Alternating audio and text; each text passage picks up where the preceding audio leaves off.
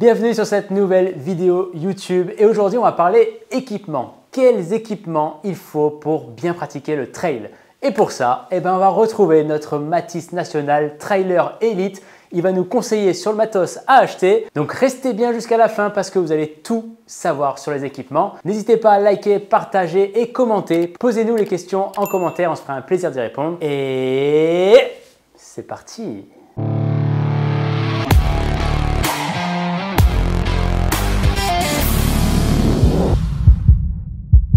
Mathis! Et voilà, j'ai tout ce qu'il faut. Mathis arrive tout droit de Savoie. Voilà, c'est pour ça que j'ai crié fort. Donc on a le Savoyard Trailer Elite qui va tout nous raconter sur ce matos. J'ai hâte en tout cas parce que moi, comme d'autres, on se pose beaucoup de questions sur le matériel. Tu sais que cette année, je me mets au trail et que je sais pas par où commencer pour le matos. Et bah t'inquiète pas, on va tout voir ensemble, ça va être chouette. Ça me fait plaisir. On va bien s'amuser. On commence par le sac? Avec plaisir. Allez.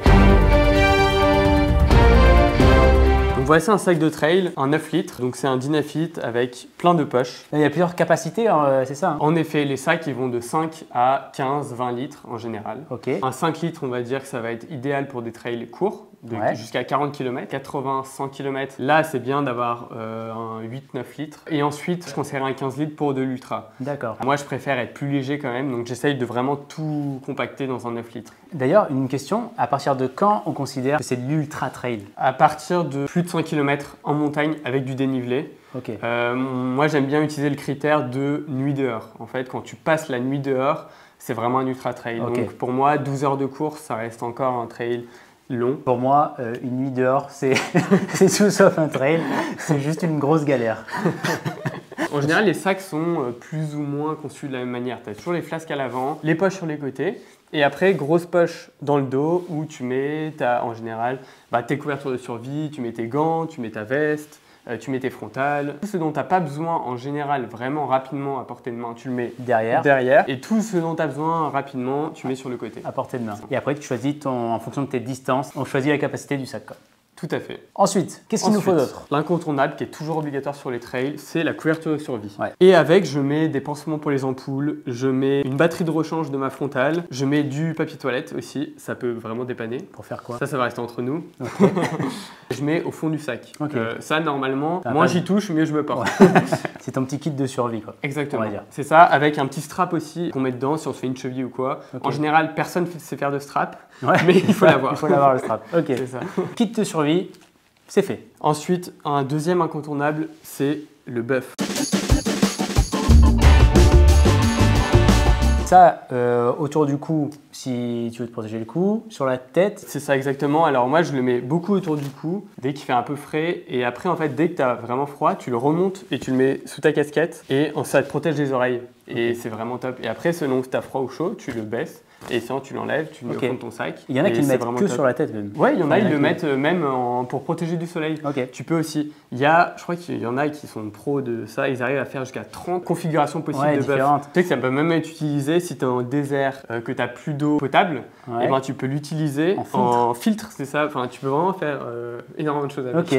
Bon, bah, donc ça, il faut vraiment l'avoir en fond de sac. Okay. Et dans tous les cas, les orgas le demandent. Donc le buff, c'est fait.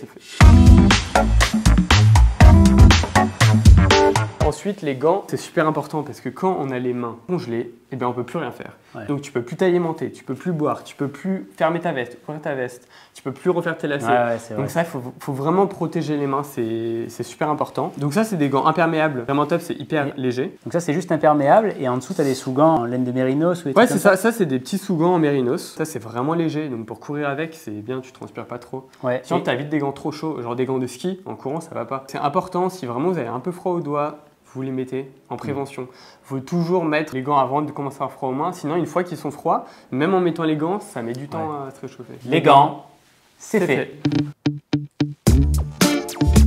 Eh oh, vous pouvez rallumer la lumière, s'il vous plaît? Les frontales. Les frontales, ça m'intéresse vraiment beaucoup. Ça, c'est primordial pour les ultra trails Ouais. ou les trails de nuit, tout simplement. Ouais, de nuit ou quand tu pars tôt le matin aussi. Et c'est important de bien s'équiper parce qu'avoir une mauvaise frontale, t'as vite fait de te faire une cheville. Moi, je pense qu'il faut au moins partir sur une frontale de 300 lumens. Celle-ci, par exemple, en éclairage maximum, ça va jusqu'à 1000 lumens. Ok. Donc c'est vraiment très puissant. Tu et vois ça fait combien en distance? Tu t'éclaires combien de... Ça éclaire à plus de 50 mètres. 50 mètres, ouais, okay. C'est vraiment long. J'ai vu des courses où ils nous obligeaient à avoir 2 frontales. Oui, tout simplement parce que tu vas avoir une frontale qui déconne d'un coup, ou la batterie, en fait, avec le froid ou même le chaud, la batterie peut se vider beaucoup plus vite que prévu. Moi, ce que j'aime bien faire, en fait, c'est prendre une grosse frontale, vraiment en qui j'ai confiance, et ensuite prendre une deuxième frontale plus light pour pas avoir à avoir 2 frontales très lourdes, quoi. Ok. Donc ça, j'aime bien, et ensuite, tu prends en plus une batterie de rechange, là, t'es serein quand même. Bon, bah, les frontales. Non, ça, c'est cher. Mathis. Merci. J'allais pas le faire, Oui, j'espère. Donc maintenant, les bâtons. Est-ce que tu t'y connais un peu? Pas du tout. Alors si, je sais qu'il y a les bâtons carbone, les bâtons en alu. Voilà, alors déjà la différence entre les carbone et alu. L'avantage du carbone, c'est que c'est plus léger. Ouais. Vraiment plus léger, qui est quand même important en trail. L'alu, c'est un peu plus résistant, mais un peu plus lourd. Le carbone, c'est léger, mais ça peut vite casser. C'est ça, le carbone est un peu plus fragile, l'alu va durer un peu plus longtemps. Est-ce que pour un débutant, tu conseillerais le carbone ou le temps de se faire l'utilisation des bâtons? Qu'est-ce que tu dirais, toi? Moi, je dirais, dans tous les cas, une paire de bâtons, ça ne dure pas plus de 3 ans. Hein. Enfin, Okay. ça, on fait pratique souvent, parce qu'on va toujours le coincer dans un caillou à un moment. Donc, je dirais de commencer avec des alus. C'est moins cher, vous allez apprendre à vous en servir. Ouais. Et ensuite, dès que vous serez vraiment à l'aise, là, vous pouvez investir dans des carbones qui sont un peu plus chers. Et ça vaudra le coup parce que c'est plus agréable à porter. Okay. Et ensuite, dans les bâtons, il y a aussi 2 gammes. Donc, il y a les monobrins, qui sont les bâtons qui sont une tige.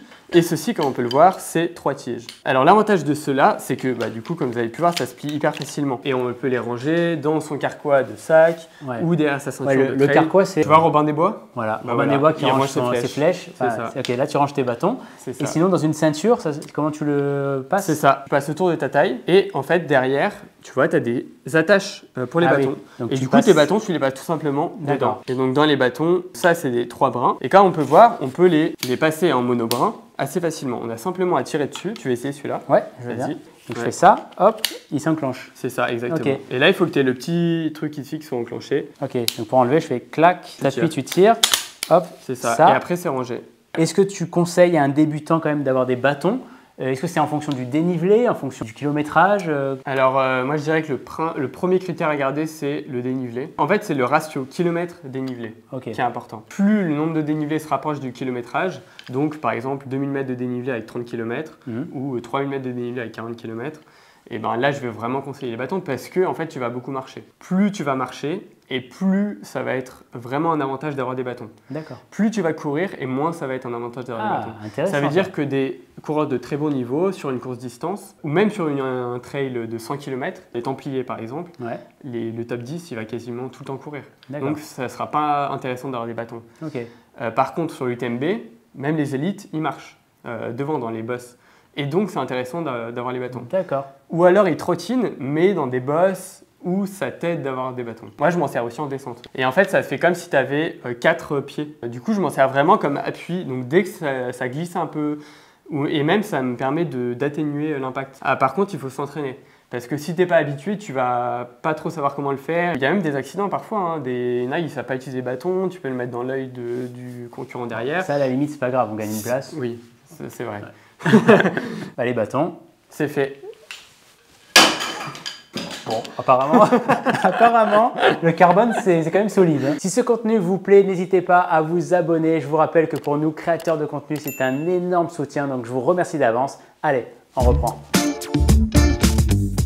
Maintenant, ce qui est pas mal, c'est un petit porte-dossard. Comme ça, c'est tout bête. Mais ceux qui n'ont pas de porte-dossard, ils sont obligés de l'accrocher ici avec des épingles à nourrice. C'est ça. Et c'est un peu plus chiant, quoi. Ce qui est pratique avec ce dossard ici, c'est sur des courtes distances. Par contre, dès que tu es sur des longues distances, et ben là, tu vas avoir tendance à vouloir changer de t-shirt, à vouloir changer ta veste. Au moment des ravitaillements, en fait. Exactement, c'est ça. En fait, ça fait 30 heures que tu cours. Alors, tu as envie aussi de prendre ton t-shirt et t'essuyer le visage. Si tu as ton dossard, tu peux pas. Ouais. Donc ça, c'est vraiment utile. Voilà, tu cales ton dossard tout simplement dans les petits trous qu'il y a en haut. Tu le cales ici.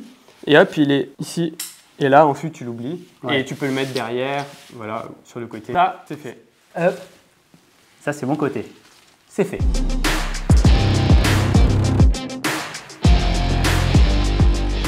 Ce que j'aime bien aussi, moi, c'est prendre quelques électrolytes. Ouais. C'est assez pratique. Alors à quoi ça sert? Tout simplement, c'est des sels minéraux qui te permettent, en plus de donner un goût différent à ta boisson, parce que boire que de l'eau au bout de 20 heures, t'en peux plus. Et surtout que tu perds beaucoup de sels minéraux avec la transpiration et tout ça, donc il faut se recharger en sels minéraux et ça passe par des pastilles comme ça. Exactement, donc voilà, c'est des petites pastilles. Hop, comme ça, et en fait c'est assez pratique, tu la coupes en deux, tu mets dans ta flasque. C'est effervescent. C'est effervescent. Et après, quand tu ouvres ta flasque, ça explose.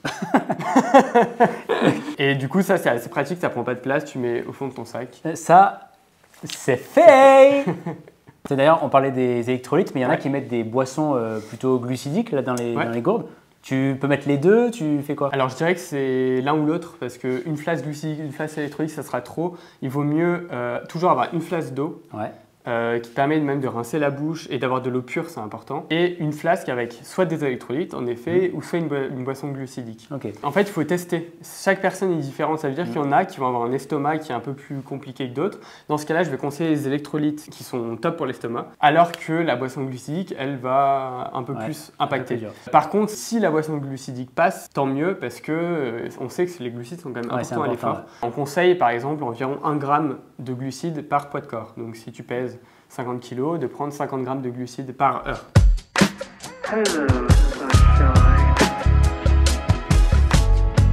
On pense pas souvent à la crème solaire, mais franchement, c'est important, surtout quand tu fais des trails en montagne ou des trails dans le désert. Celle-là, elle est géniale parce qu'elle est vachement compacte. Ça prend zéro place, c'est vraiment top. Quand tu fais des plus de 30 heures d'ultra et qu'il fait chaud, tu peux vite choper des insolations, ça peut te faire rater. T'en mets sur le nez, sur les joues? Ouais, c'est ça. J'en mets au départ, je suis couvert de crème solaire. Alors, surtout sur le visage, parce qu'en général, tes bras, tes jambes et tout, ça a déjà bien pris le soleil pendant l'été. Mais sur le visage, c'est important parce que tu prends un coup de soleil et après, ça te fait rater ta course. C'est important parce que quand on prend des coups de soleil, il faut savoir que c'est une brûlure superficielle et que du coup, le corps doit gérer ça en plus de son effort. Donc, c'est toujours bien de bien être protégé, soit avec des textiles techniques, soit avec la petite crème solaire. Donc ça, c'est fait. Une autre question que beaucoup se posent, c'est quand il fait froid, comment on s'habille? Quelle couche on met en textile? Alors en montagne, on utilise beaucoup le principe des 3 couches. Donc d'avoir une première couche qui est en fait près du corps et qui permet de thermoréguler la température. Une deuxième couche au-dessus qui est une couche similaire à celle-ci. La troisième couche, elle, pour le coup, elle est vraiment imperméable. D'accord. Et elle, en fait, cette deuxième couche, elle apporte de la chaleur. Et cette troisième couche, elle apporte principalement une protection contre les éléments extérieurs. Et il y a différentes qualités de justement cette troisième couche, parce que en fonction de l'imperméabilité et en fonction de la respirabilité, la veste va coûter plus ou moins cher d'ailleurs. En termes d'imperméabilité, la norme, c'est d'avoir une veste qui a au moins 10 000 Schmerber. Donc c'est ce que demande... C'est ce que demande l'UTMB par exemple, ou la plupart des trails, et c'est le minimum qu'il faut pour passer une nuit sous la pluie en sécurité. Moi je dirais que 10 000 ça peut faire le taf. Si tu as 20 000, c'est mieux. C'est mieux, et si tu as 30 000, c'est encore mieux. J'ai vu même des 50 000, non? Alors tu peux avoir, mais en trail, après en fait, si c'est trop imperméable, après c'est plus respirable. Donc il faut une veste imperméable, donc avec une capuche. Là l'avantage c'est que celle-ci a une visière intégrée. Et l'avantage aussi de cette veste là, c'est que tu as un zip derrière. Je sais pas si tu connais. Non. Et bien en fait, tout simplement, c'est que ça va donner plus de volume à ta veste. Et donc, tu peux la mettre au-dessus de ton sac. La veste, on conseille toujours de la porter au-dessus du sac plutôt qu'en dessous pour l'imperméabilité. Parce que si tu mets ton sac au-dessus, en fait, à force de contact, tu peux avoir tendance à prendre un peu la pluie. Si c'est une petite pluie, on va dire, moi je mets la veste en dessous du sac, ça va très bien. Mais pour les grosses pluies, vraiment, la nuit et tout, voilà, vraiment, on met la veste au-dessus. Et en plus, si ton sac prend l'eau, après tu t'es mouillé. Alors, par contre, ça, la base, les affaires, on met tout dans des petits sacs plastiques qui protègent des éléments extérieurs et on les comprime au maximum. Donc ça, c'est fait. C'est fait. Les chaussures. C'est quand même un indispensable. On court avec. Donc moi, ce que je conseille, c'est vraiment avoir une bonne semelle. Vibram, Vibram par exemple, c'est un peu la base.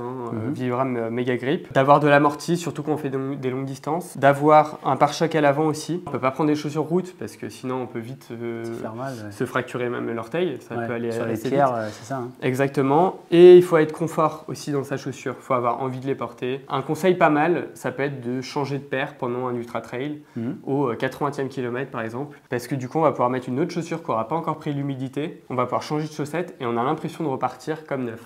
Donc ça c'est assez agréable, donc ça je peux conseiller. En plus l'amorti du coup il sera un peu neuf, donc ça c'est top.